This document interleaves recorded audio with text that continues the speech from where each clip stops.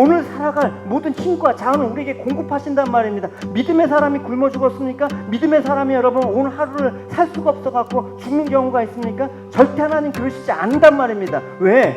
편 76편 같이 교독하기로 하겠습니다. 하나님은 유다. 오늘 시편은 AD 701년에 있었던 아수르가 유다 침공과 예루살렘 포위 사건을 배경으로 하고 있습니다. 그 내용은 하나님이 예루살렘을 포위하고 있던 아수르 군대를 하룻밤에 18만 5천 명을 죽이심으로 아수르군이 퇴각한 후에 하나님의 구원을 찬양하는 그 내용적인 배경을 가지고 있습니다. 먼저 1절을 보면 하나님은 유다에 알려지셨으며 그의 이름이 이스라엘에게 알려지셨다. 이 일로 인해서 알려지셨다란 말의 의미가 무엇입니까? 그럼 이 사건 이전에는 유다 사람들이 하나님을 몰랐을까?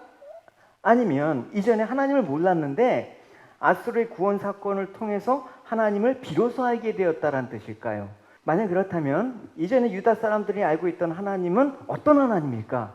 그동안 다른 하나님을 섬길 것인가? 그렇진 않습니다. 그러니까 아수르의 이 구원 사건 이후와 또 이전에도 그들은 하나님을 알았지만 그러한 하나님은 이 구원 사건 이전의 하나님은 지식에 근거한 하나님이었다라는 사실을 알려주고 있습니다. 하나님은 일찍이 이스라엘을 당신의 택한 백성으로 삼으시고 또 계시를 주셨습니다. 어떤 걸 주셨습니까? 율법을 통해서 하나님에 대해서 알게 하셨습니다. 그리고 그러한 지식으로 하나님을 제사하고 또 관계를 하고 또 사회 전반적인 하나님의 선민 공동체를 이루게 하나님께서 그렇게 도와주셨습니다. 그런데 아수르의 구원 사건 이전과 이후에 유다 사람들의 하나님에 대한 지식은 확연히 달랐다라는 것입니다. 우리가 하나님을 알지만 정말 하나님이 내 마음 가운데 인격적으로 와닿고 하나님이 정말 주와 그리스도로 믿어지는 그 사건이 우리에게는 사실은 한 번쯤은 있어야 된다라는 것을 우리가 이 본문에서 알 수가 있는 것입니다. 그러니까 우리가 하나님을 실질적으로 경험한다라는 것은 우리가 되게 중요한 건데 그 경험이 없으면 하나님에 대한 지식이 피상적으로 머무를 경우가 많이 있다라는 거예요. 그래서 하나님에 대한 지식이 있어도 그런 지식에 근거해서 하나님을 섬기긴 했지만 하나님이 그들의 구원자로 온전히 고백된 것은 아니라는 사실을 알 수가 있는 것이죠. 그래서 이 아수르의 구원 사건은 유다 사람들로 하여금 하나님은 이런 분이시구나라는 새로운 인식을 갖게 됐다라는 계기가 된 것입니다. 여러분 새로운 인식이라는 것은 기존에 있던 것들이 확 바뀌는 어떤 그런 모습을 뜻하는 것이죠. 그래서 하나님은 어떤 분이신가라는 그 실질적인 지식을 갖게 되는데 그렇게 고백한 거예요. 이런 사건을 이긴 다음에 그의 장막은 살렘에 있고 그의 처소는 시온에 있다라고 고백하고 있습니다. 어디 언제서나 하나님 실제적으로 우리와 함께 계시고 있구나라는 사실을 알게 되었다라는 것이죠. 그래서 그 하나님이 함께 있기 때문에 3절에 보면 거기에 그가 화살과 방패와 칼과 전쟁을 없이 하셨다. 이게 경험적으로 알게 된 것이란 말입니다. 그래서 시인은 하나님이 거하신 처소인 시온에서 아수르의 화살과 방패와 칼과 전쟁을 부서뜨렸다라고 선언하고 있는 것입니다. 이렇게 하나님은 당신의 백성들 가운데 임재하십니다.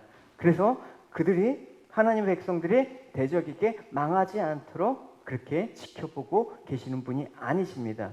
그래서 하나님이 임재해 계시는 그 처소는 그 처소에 대해서 하나님을 대적하는 대적인 무리들이 대적해올 때 당신의 처소가 허물어지는 것을 간주하시고 하나님의 백성으로 대신 친히 싸우신다라는 것이죠. 그래서 하나님의 백성들은 궁극적으로 승리를 가져다 주신다. 여러분 생각을 해보십시오.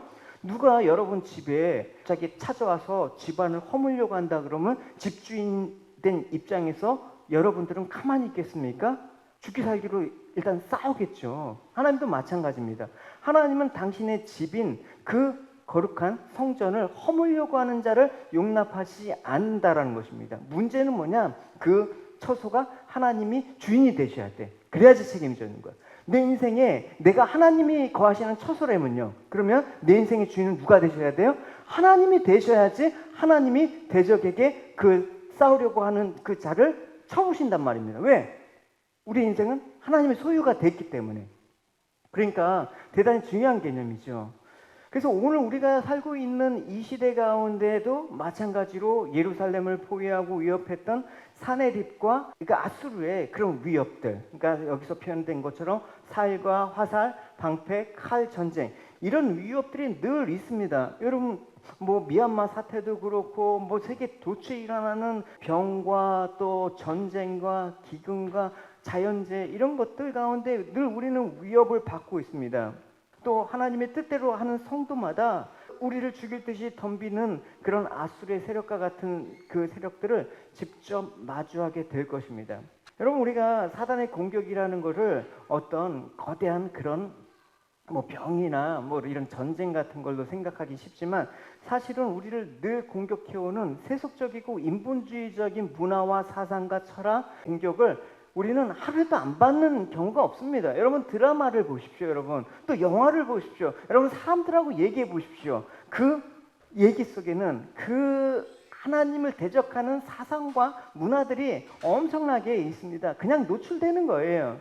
그 때문에 우리에게는 늘 하나님을 대적하는 무리들과 싸워야 되는 성도의 입장에서 쓰게 된다는 것입니다. 또 우리 안에는 육체적인 소욕과 본능과 싸워야 되지 않습니까? 그래서 세상이 제시하는 모든 물질적인 가치관과도 끊임없이 싸워야 되는 것입니다. 그렇지 않고는 우리가 승리할 수가 없는 것입니다. 사실 우리의 모든 이런 상황 가운데 깊은 절망과 두려움이 느낄 만한 상황들이 오늘 아수르의 위협과 같은 상황들이 하루에도 여러 번 있을 것입니다. 우리가 살아온 인생의 경험 가운데 여러분 몇 번 있으셨습니까? 한 번도 없는 분은 아무도 없을 것입니다. 오늘날 마찬가지입니다. 또 우리 교회 지체들이 현재 겪고 있는 그런 지체들의 상황들이 이런 위협과 어려움 속에 있는 지체들이 또 있어요. 하루에도 제가 교회를 섬기기 시작한 2008년부터 지금 2021년까지 하루도 잠잠할 날은 하루도 없었어요. 여러분. 누군가 한 명은 튀어나가고 일이 일어나. 그 사람의 문제가 아니라 일은 당연한 거예요. 우리를 가만두려고 하지 않거든요. 흔들어 놓을 수밖에 없는 것입니다. 누가 한 사람은 거기서 겨우 딛고 일어나는데 저쪽에서 또 그런 일들이 일어나. 그러니까 이런 아수르 위협에 히스기야가 이렇게 고백한 거예요. 그런데 그들은 우리가 그들에게 해를 끼치지 않았는데도 우리에게 안갚음을 하려 하고 있습니다. 그들은 주께서 우리에게 주신 땅에서 우리를 쫓아내려고 왔습니다. 우리 하나님, 저 백성들에게 심판을 내리십시오. 우리를 공격하고 있는 이 큰 군대를 당할 힘이 우리에게는 없습니다. 그래서 주의 도움을 구하는 것입니다. 그러니까 히스기야 고백처럼 우리가 뭐 잘못한 것도 없고 그들에게 해를 끼치지 않았는데 이렇게 공격했는데 또 그들의 공격을 막아낼 힘이 없어. 우리가 할 수 있는 건 아무것도 없는 이런 상황 가운데 반드시 오게 된다는 것입니다. 우리 인생 아직 우리가 젊고 아직 우리가 뭐 좀 모아놓은 뭐도 있고 또 의지할 뭐도 있지만 그런 것들이 여러분 언제까지 가겠습니까? 언젠가는 없어지고 언젠가는 끊어지고 언젠가는 멀리 떨어져 나가는 그 시점에서 과연 나는 누구를 의지할 것인가? 이 시점이 온단 말입니다. 이 시점 가운데 하나님은 나의 주시다라는 이 고백이 나왔다 그러면 믿음의 사람인 것입니다. 할렐루야. 여러분 오늘 본문 말씀은 그래서 모든 대적은 우리 대적이 아니라 바로 하나님의 대적임을 분명히 말씀하고 있습니다. 그러니까 우리 대적, 우리가 싸워야 대적이 이런 사단의 세력과 싸운다 그러면 우리는 지지만 사단이 우리를 공격할 때 그 사단의 대적이 내가 아니라 하나님으로 그렇게 삼으시게 하면 하나님은 나는 하나님의 편이다라고 했을 때 하나님이 대신 싸우게 되는 것이죠. 그래서 우리가 할 일은 하나밖에 없습니다. 이스라엘 백성들이 홍해 앞에 딱 가로막혔을 때 사람들이 원망을 했죠. 우리가 이제 다 죽게 되었다라고 했을 때 모세가 한 말이 뭡니까? 너희는 가만히 있어. 하나님이 하시는 그 구원의 일들을 보라. 우리는 하나님의 능력을 의지하게 될 때 비로소 하나님이 우리를 위해서 싸우시는 그 하나님을 경험하게 된다라는 것입니다. 내가 한번 싸워보겠다? 틀림없이 깨질 수밖에 없는 것입니다. 그래서 사전에 이렇게 얘기하고 있습니다. 주는 약탈한 산에서 영화로우시며 존귀하시다라고 얘기하고 있습니다. 여기 약탈하는 산에서 원문으로 보면 비교급이 나와요. 약탈하는 산에서보다 더 이런 비교급 표현이 나와요. 그리고 이 약탈한 산은 누구를 뜻합니까? 지금 배경으로 삼고 있는 아수르 산의 군대를 뜻하는 것이죠. 그래서 이 말씀은 하나님은 강대하시기 때문에 다른 나라를 침공하고 약탈하고 또 괴롭히는 아수르보다 더 강하고 위대하시다라는 것입니다. 그러니까 하나님을 위대한 하나님 백성들이 안전할 수밖에 없는 근거가 바로 여기 있습니다. 그래서 시인은 약탈한 산인 그들의 운명에 대해서, 하나님을 대적했던 그런 자들의 운명에 대해서 5절과 6절은 이렇게 말씀하고 있습니다. 우리 같이 읽어보도록 하겠습니다. 시작. 마음이 강한 자도 가진 것을 빼앗기고 잠에 빠질 것이며 장사들도 모두 그들에게 도움을 줄 손을 만날 수 없도다. 야곱의 하나님이여 주께서 꾸짖으심에 병과 말이 다 깊이 잠들었나이다. 그러니까 예루살렘을 정복하고자 했던 아수르가 도리어 참패를 당했다라는 것을 얘기해주고 있습니다. 여기서 마음에 강한 자는 뭔 말입니까? 마음에 강한 자는 자기 힘을 의지하는 자예요. 여러분, 우리가 마음이 참 강하다라는 말을 되게 듣기 좋아하잖아요. 그런데 그게 과연 하나님의 신앙적인 입장에서 한번 생각을 해보자고요. 마음이 강한 자는 그 힘으로 말미암아 두려움이 없기 때문에 마음이 강한 자로 살아가는 것입니다. 그러니까 여기서 마음이 강한 자는 무엇입니까? 자기 군사력만 믿고 힘만 믿고 교만했던 사내립과 아수르 군대를 말하는 거겠죠. 그런데 이들이 하나님 앞에서 교만했던 이 자들은 결국 신이 고백한 것처럼 빼앗기고 잠에 빠질 것이다라고 얘기하고 있습니다. 성경에는 잠은 뭐라고 했죠? 잠은 죽음과도 같은 거예요. 근데 성도가 잠자는 것과 이 악인이 잠에 빠진다라는 것은 상황이 다르다라는 것이죠. 죽음을 비유적으로 어쨌든 표현한 겁니다. 그래서 시인이 7절에서 고백하고 있어요. 같이 읽어보겠습니다. 시작. 주께서는 경외받을 이시니 주께서 한 번 노하실 때 누가 주의 목전에 서리이까. 여기서 주께서는 경외받으실 이라는 말은 하나님을 마땅히 드려야 될 분으로 섬겨야 된다. 그리고 주께서 한 번 노하실 때 주의 목전에 누가 설 수 있으리라, 이 말은 주님께서 진노하시면 아무도 그 목전에 설 자가 없다라는 것을 반어적으로 표현한 것입니다. 그래서 하나님을 마땅히 드려야 될 이유가 무엇인가를 보여주고 있는 내용입니다. 그래서 하나님은 악을 행하는 자에게 그들이 악을 행할 때마다 그들을 어떻게 한 번은 노하시는데 영원히 멸망시키지 않아. 한 번 진노하시는 거예요. 그럼 뭘 뜻하는 것입니까? 악인에게조차 노하기를 더디하신다라는 것입니다. 애굽의 그 장자 재앙이 있기까지 9번의 재앙이 있도록 바로에게 사시는 기회였잖아요. 한 번에 멸하실 수도 있지만, 물론 그걸 통해서 모세가 하나님을 알아가고 하나님 성품을 배워가는 측면도 있지만, 바로 입장에서는 한 번 노하실 때마다 하나님이 정말 어떤 분이신가를 깨닫고 돌아오시는, 악인에게 노하기를 더디하신 하나님을 알았었으면 바로에게 얼마나 큰 축복이 임했을까요? 에스겔서 보시면 내가 어찌 악인이 죽는 것을 조금인들 기뻐하랴, 그가 돌이켜 그 길에서 떠나는 것을 어찌 기뻐하지 아니하겠느냐라고 얘기하고 있습니다. 그러니까 하나님은 악인이라도 망하는 것을 기뻐하지 않으신 분이다. 악인에 대해서 오래 참고 회개하도록 기회를 주시는 분이다. 그런데 악인들은 그렇게 악을 행하면서 하나님의 심판이 임하지 않을 때 그냥 조금 하다 보면 그 9번째 재앙이 사실은 뭐 심한 재앙이 되죠. 죽진 않아. 또 이제 뭐 어느 정도는 흉내도 내고 어느 정도는 운이라고 생각하고 또 지나가 보니까 또 그냥 견딜만 해. 우연이라는 이런 생각 가운데 하나님 계속 대적했던 그런 모습이 있지 않습니까? 그래서 악을 행하면서도 하나님은 계시지 않는다. 하나님은 이 세상에 무관심하다. 하나님은 공의롭지 않다. 우리가 열심히 노력하면 우리는 우리 힘을 구축하면서 잘 살 수 있다. 그러니까 하나님은 무시하고 더욱더 악을 행행하는 모습을 보이고 있는 것이죠. 그래서 아수르의 사네립이나 랍사게도 유다의 성읍을 공격하고 막 온갖 악을 저지름에도 불구하고 하나님의 심판이 당장 임하지 않으니까 하나님 계시지 않는다. 그리고 하나님은 무능한 분이라고 여기면서 더욱 악한 모습을 보이고 있습니다. 그리고 하나님을 모독하는 데까지 이르렀죠. 그러나 하나님의 인내하심은 언제까지 계속되지 않다. 그러니까 하나님의 인내하심의 그 끝에 이를 때는 하나님은 당신을 두려워하지 않는 악을 행하는 자들에게 진노하심으로써 긍휼 없는 무자비한 심판을 가하십니다. 그게 여호와의 밤이라고 얘기했죠. 주일날 기억하시죠? 그게 최후 심판의 날, 하나님 여호와의 그 최후 심판의 날을 진노의 날로 표현하고 있습니다. 그 진노의 날이라는 표현을 그때 어떻게 시인은 표현하고 있냐면 주께서 판결하시도다, 심판하시도다 이런 표현을 시인은 쓰고 있습니다. 우리 8절과 9절을 읽어보도록 하겠습니다. 시작. 주께서 하늘에서 판결을 선포하심에 땅이 두려워 잠잠하였나니 곧 하나님이 땅의 모든 온유한 자를 구원하시려고 심판하러 일어나신 때로다. 여기 보면 하나님이 하늘에서 판결을 선포하십니다. 근데 하나님 판결을 선포하시는데 구원의 대상이 나와요. 구원의 대상이 누구입니까? 온유한 자를 구원하신다. 그러니까 온유한 자를 구원하시고자 판단하신다라는 것입니다. 여러분, 구원으로 대상을 말하는 그 온유한 자는 과연 어떤 사람 말합니까?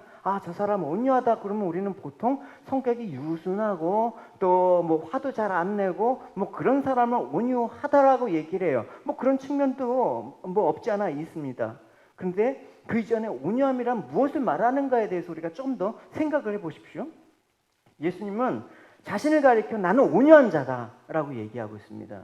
그 온유함에 대해서 우리가 두 가지 측면에서 할 수 있어요. 우리가 하나님에 대해서 온유하다, 그 다음 우리가 사람에 대해서 온유하다, 이렇게 두 가지 측면에서 생각을 해봐야 된다는 것입니다.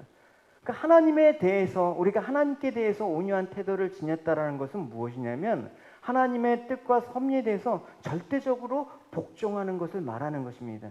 특히 환난 가운데, 어려운 일 가운데 하나님에 대해서 원망하거나 불평함이 없이 하나님께서 하시는 일들에 대해서 인정하면서 하나님을 끝까지 의지하는 가운데 구원을 소망을 가지고 하나님을 바라보는 자, 이것이 온유한 자인 것입니다. 온유한 자. 그리고 사람에 대해서 우리가 온유하다라는 것은 상대방의 결점이나 약점을 수용하는 것, 나에게 모욕과 손해를 끼치더라도 감수하는 것, 나에게 악으로 대해도 악에게 지지 않고 우리 악을 선으로 이기는 태도를 온유한 자라고 얘기하고 있습니다.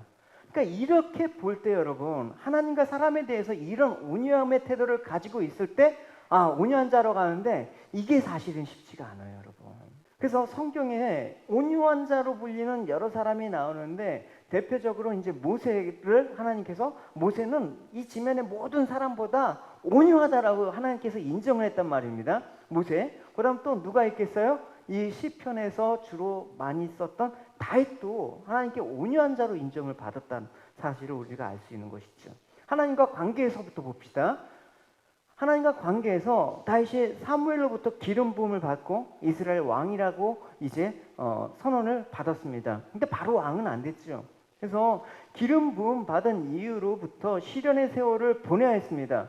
왜냐하면 사울이 그를 시기해서 죽이려고 했기 때문에 계속해서 도망자 신세를 졌습니다. 그러면 이런 시련 가운데 하나님에 대해서 어떤 마음이 들겠습니까? 하나님께서 왕으로 했는데 계속해서 죽기 직전까지 그렇게 시련과 어려움이 당했다 그러면 하나님 원망하지 않겠습니까? 하나님 불평하지 않았습니까? 나 왕 안 돼도 좋으니까 제발 그냥 편하게 살게 하나님 놔두십시오. 뭐 이렇게 얘기하지 않습니까? 근데 그러지 않았다라는 것입니다. 끝까지 그 어려운 가운데서도 하나님에 대한 그런 언약을 신뢰하면서 하나님을 의지하며 구원의 소망을 가지고 인내했던 그런 모습, 그런 하나님과의 관계에서 다윗은 온유한 자라고 얘기할 수가 있습니다. 또 이제 사람과 관계에서 온유함을 어떻게 다윗은 보였습니까? 사울에 대해서 악을 선으로 갚았다라는 사실을 알 수가 있죠. 사울을 죽일 수 있는 결정적인 기회가 두어 번 정도 있었습니다. 근데 사울을 살려주었습니다. 하나님의 기름 부으신 자이기 때문에 나에게는 처벌할 수 있는 권리가 없다. 오직 하나님께만 있다라는 것을 알고 사울을 용서하였습니다. 그러니까 악을 선으로 갚은 거죠. 결국 하나님이 이렇게 끝까지 온유함을 유지했던 다윗을 사울의 손에서 구원하시고 물론 당신의 언약대로, 다윗에게 하신 언약대로 이스라엘의 왕으로 삼아 주셨다라는 것을 우리는 성경에서 확인할 수가 있단 말입니다. 그러니까 온유한 자라는 것은 결국 하나님과의 관계에서도 온유하고 사람과의 관계에서도 온유한 이 두 가지를 다 성립할 때 하나님께서 그 온유한 자의 구원에 관해서 얘기한 것입니다. 안 그러면 여러분 성립이 될 수 없잖아요, 여러분. 하나님 믿지 않아도 온유한, 사람과의 관계에서 온유한 사람 많이 있어요, 여러분. 그죠? 그러면 성격만 갖고 온유한 사람이라면 구원을 받게요? 그런 한 가지 측면을만 보면 안 되는 것이죠.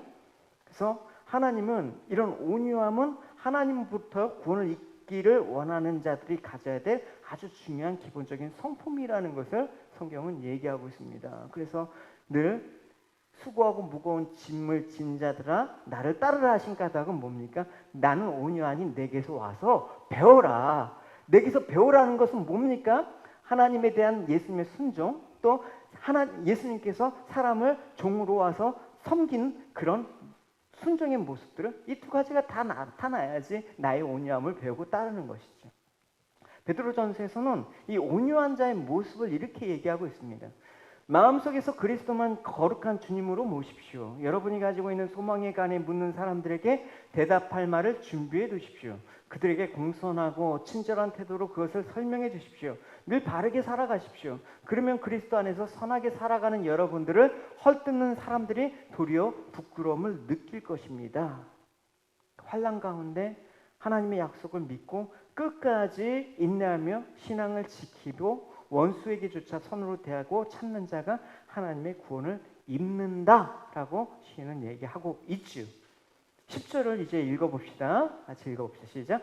진실로 사람의 노여움은 주를 찬송하게 될 것이고 그 남은 노여움은 주께서 금하시리다. 사람의 노여움은 주를 찬송하게 될 것이란 말은 뭡니까? 장차 하나님께서 악을 행하는 자들을 심판하심으로 말미암아 그들이 이제 멸망을 지켜보지 않습니까? 그럴 때 이 악인에 대해서 심판하시고 공의로우신 하나님께서 이 행하시는 이 판결에 대해서 그걸 지켜보는 사람들은 감탄하게 될 것이다. 찬송하게 될 것이다 라는 그 말을 하고 있는 것입니다. 그래서 그 남은 노여움은 주께서 금하시라는 것은 뭡니까? 악인이 심판하시면 악인들이 멸망함으로 말미암아 이제 악인은 더 이상 악을 행할 수 없는 상황을 묘사한 거예요. 그래서 결국 이 10절의 말씀은 악인에 대한 하나님의 심판과 또 그 악인에 대한 멸망에 대해서 말한 것이죠. 그래서 이 말씀을 통해서 알 수 있는 건 뭐예요? 악인에게는 반드시 끝이 있다, 한계가 있다는 사실을 아는 것입니다. 너희들이 언제까지 그렇게 악한 일을 행하겠느냐? 어서 돌아와라, 더 늦기 전에. 이렇게 당당히 얘기할 수가 있어야 되는 것입니다. 이 악인에 대한 끝을 알았기 때문에 모세는 애굽 왕 바로에게서도 그렇게 당당할 수가 있어요. 너가 지금 제국을 통치하는 왕이라도 너한테는 끝이 있다. 그 끝에 대해서 내게 선포된 말을 듣고 돌이켜라. 그래야지 담대할 수가 있는 것이죠. 그러니까 악인의 악행이 영원한 것이 아니다. 하나님이 악인의 악행을 금하심으로 인해서 영원히 이제 그칠 날이 있다. 그 기간 동안 허용하시는 그 기간이 바로 우리가 살아가는 이때예요. 여러분, 우리는 불의를 피할 수가 없어요. 악함을 피할 수가 없단 말입니다.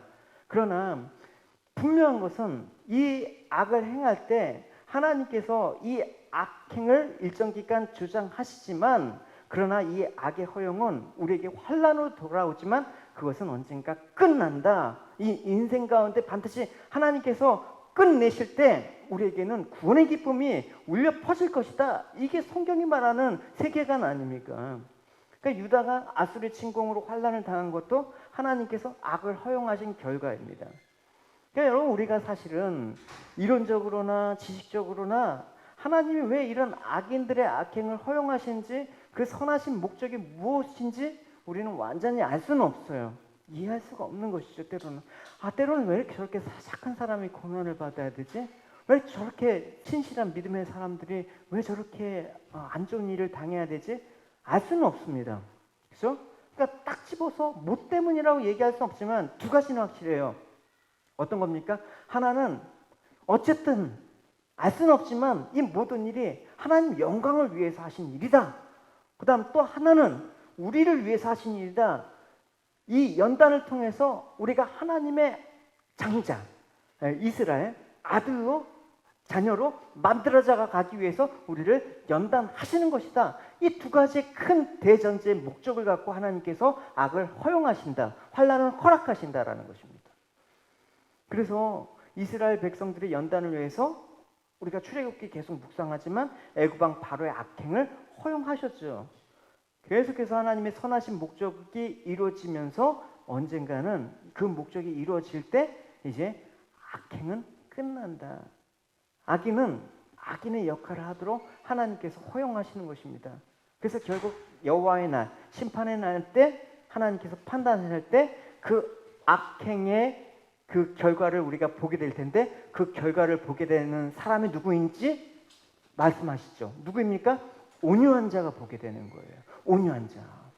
그래서 온유한 자는 하나님의 선한 목적에서 비롯된 것인 줄 알고 하나님이 악인의 악행을 허용하던 기간 동안에 하나님을 향한 끊임없는 신뢰, 또 사람에 대한 끊임없는 어떤 선함을 나타내려고 하는 어떤 행위, 그걸 보여주는 거예요.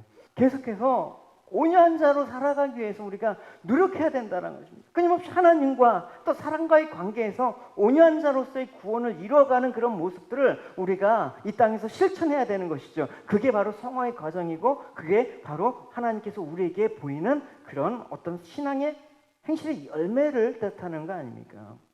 그래서 하나님께서 이런 성도의 구원으로 말미암아 구원의 소망을 이루어가는 그 믿음을 우리가 지키기 원하시는 온유한 자가 되기 원하시는데 마지막으로 시인은 고백을 하는 거예요. 11절과 12절 같이 읽도록 하겠습니다. 시작. 너희는 여호와 너희 하나님께 선하고 갚으라. 사방에 있는 모든 사람도 마땅히 경외할 이에게 예물을 드릴지어다. 그가 고관들의 길을 꺾으리니 그는 세상의 왕에게서 두려움이시다. 시인은 유다 사람들에게 선하고 갚으라 요구하고 있습니다. 오늘 본문에서 시인이 요구하고 있는 선은 무엇입니까? 뭐 헌금을 많이 드려라, 뭐 봉사를 많이 하라, 뭐 그런 차원의 것이 아니라 바로 기억해야 된다. 뭘 기억한다? 하나님의 은혜를 기억해야 된다라고 표시한 것이 선이었습니다.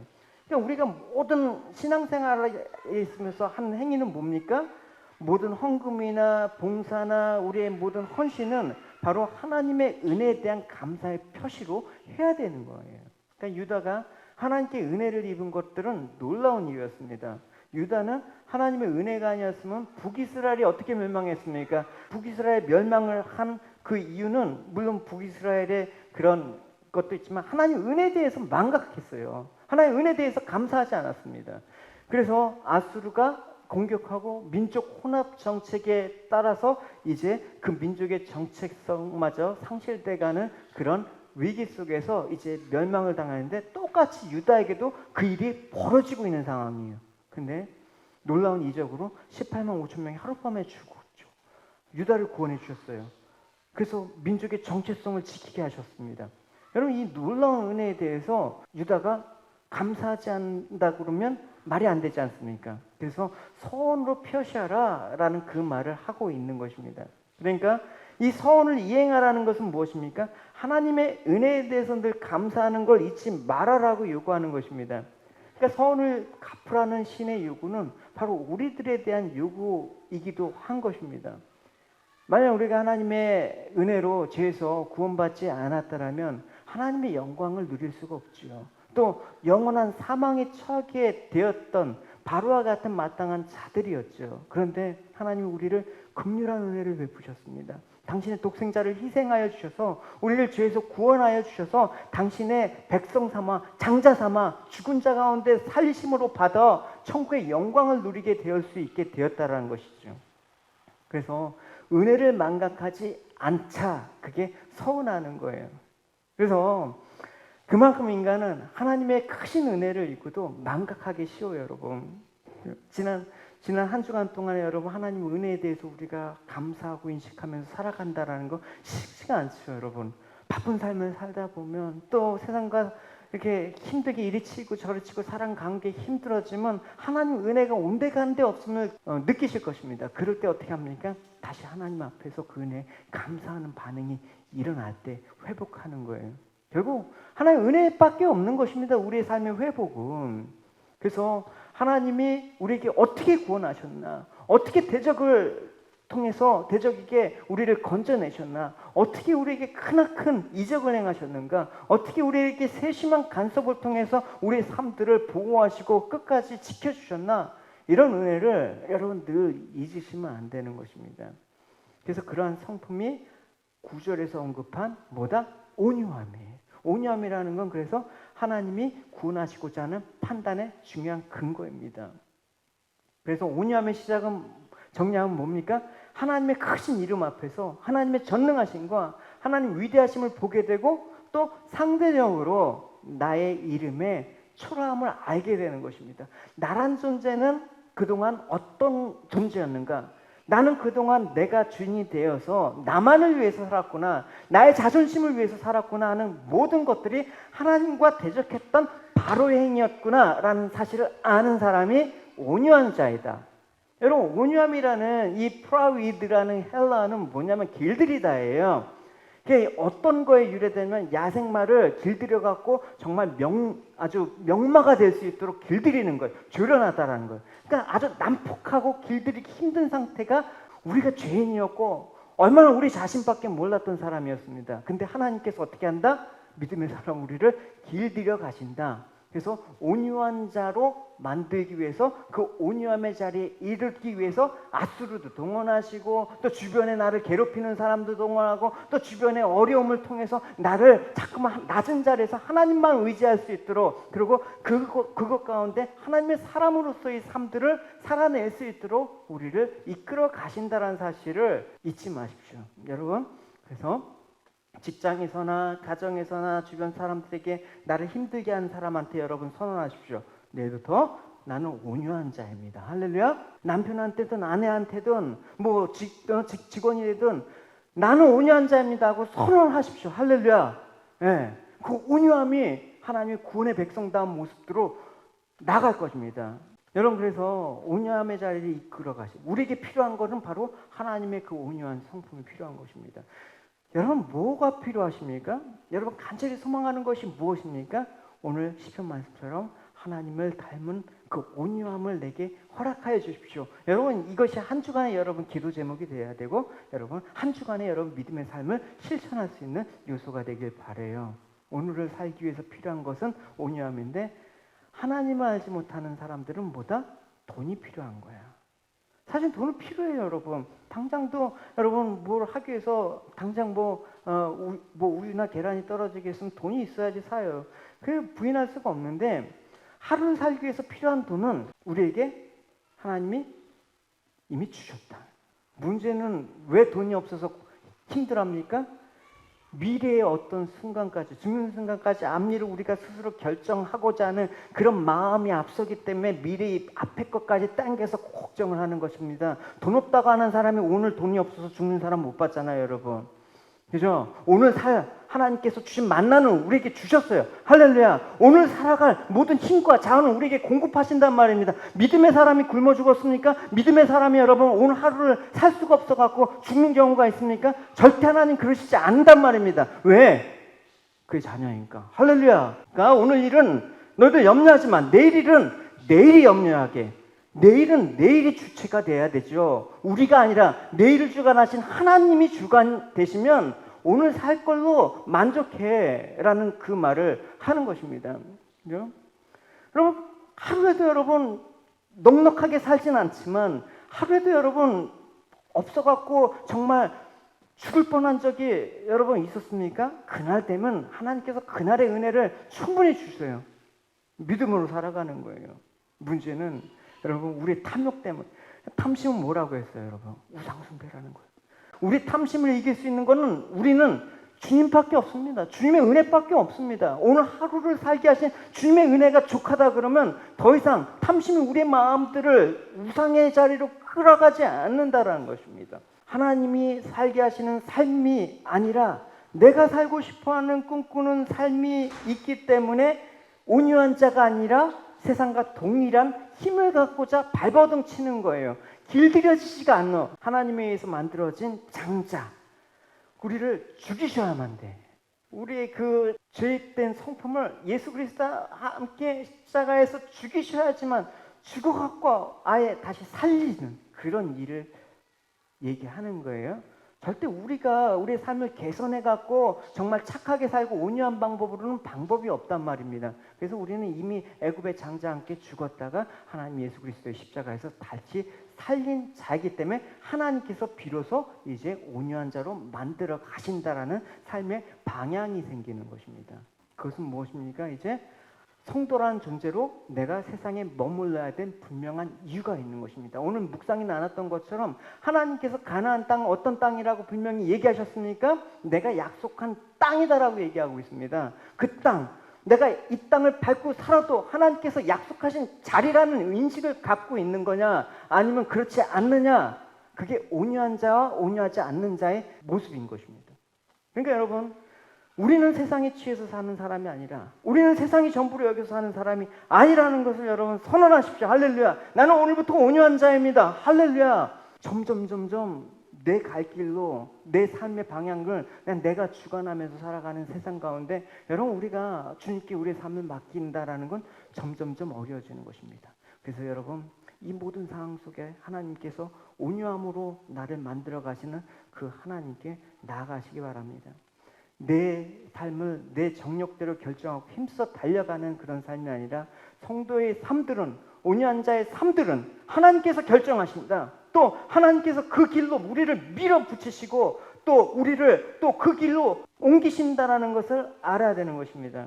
그래서 하나님이 택하신 사람은 지금도 그 온유한 자를 구원하고자 하시는 하나님의 일을 우리에게 도구됨으로 부르셨다는 걸 알고 하나님 손에 붙들려 사용되고 있다는 사실을 염두에 두고 살아야 되는 것입니다. 그런데 하나님의 마음과 뜻을 우리가 마음에 두지 않으면 그 마음에 남는 것은 자기밖에 없는 것입니다. 자신을 위해서 살고자 하는 것들밖에 없는 것입니다. 그럴 때 여러분 어떻게 합니까? 주님, 저를 하나님의 도구로 사용해 주십시오라고 말해도 하나님 뜻대로 마음대로 사용하십시오라는 그런 것이 아니라, 이왕이면 기왕 하나님이 사용하신 도구가 된다 그러면 내가 원하는 방향으로 사용해 주십시오, 이렇게 나가지 않습니까 여러분? 하나님의 관심은 택한 모든 백성들이 구원에 이르는 그 진리를 알므로 말미암아 그 온유함으로 하나님의 뜻을 이루는 데 있습니다. 그래서 온유한 자는 뭐를 받을 거라고 예수님께서 상상순 가운데 얘기했습니까? 땅을 기업으로 받을 거라고 얘기했습니다. 그 땅은 어디겠습니까? 하나님이 거하시는 처소 아닙니까? 하나님이 약속하신 땅 아닙니까? 하나님께서 약속하신 새하늘과 새 천국, 그 땅을 말하는 거 아닙니까? 그러니까 여러분, 우리에게 나타나고 증거되어야 될 것은 무엇입니까? 모든 것이 복음으로 나타나는 것으로 돼야 되는 것입니다. 디모데후서 말씀 보도록 하겠습니다. 같이 읽겠습니다. 큰 집에는 큰 그릇과 은그릇이 있습니다. 그러나 나무 그릇과 흙으로 있는 그릇 또한 있습니다. 그 그릇 가운데 특별히 귀하게 쓰는 그릇도 있지만 평범하게 쓰이는 그릇도 있을 것입니다. 만일 누구든지 악을 멀리하고 자신을 깨끗하게 하면 주인이신 주님이 쓰시기에 귀하고 거룩한 그릇이 될 것입니다. 그런 사람은 언제나 좋은 일에 쓰일 수 있는 준비된 사람입니다. 젊은 사람들이 빠지기 쉬운 죄들을 멀리하십시오. 깨끗한 마음을 가지고 주님을 신뢰하는 사람들과 함께 바르게 살려고 노력하며 믿음과 사랑과 평안을 추구하시기 바랍니다. 이게 온유한 자의 삶의 방식이란 말입니다. 세상에서는 금그릇, 은그릇같이 나의 이름이 좀 높이 올라가고 쓰임을 받은 것을 좋아하지만 결국 그렇게 살으면 뭐합니까? 죽으면 그 영광이 계속됩니까 여러분? 아무리 여러분 세상에서 날고 겼다고 해도 그날 없어지면 여러분 아무도 기억해 주지 않아요 여러분. 내 이름을 갖고 내 영광 갖고 천국에 갈 수가 없습니다. 근데 성도는 내 이름이 아니라 하나님의 이름을 의지해서 살아가는 자이기 때문에 우리가 천국에 갈 수 있는 것입니다.